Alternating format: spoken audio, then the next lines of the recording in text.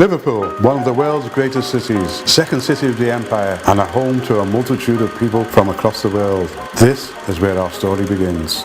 The 1800s saw a host of black entertainers plying their trade in the pubs and bars across Liverpool. One of the most popular was Master Juba, who played the Theatre Royal in Williamson Square alongside Pell's Ethiopian Serenaders. Meanwhile, Sam Hague's Georgia Minstrels were playing to full houses at the St James Music Hall, Lime Street. A performer of future fame was to emerge from the slums of Scotland Road, a young lad of Jamaican and Irish ancestry, William Masters. He adopted the stage name of Gordon Stretton. In 1906, Stretton joined the native choir of Jamaica at St George's Hall.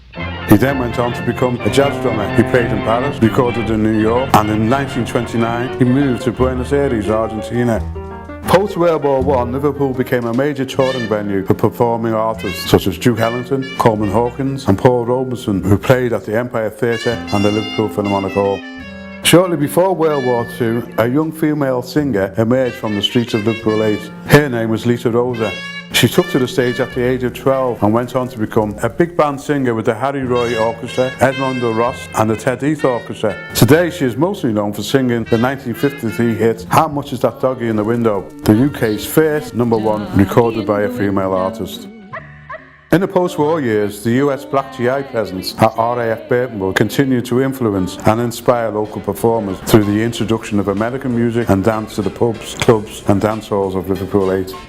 Migration from the Caribbean into Britain helped swell Liverpool's black population. The newcomers also brought creative artistic talent such as Panky Allain, Harold Phillips and Roy Stevens.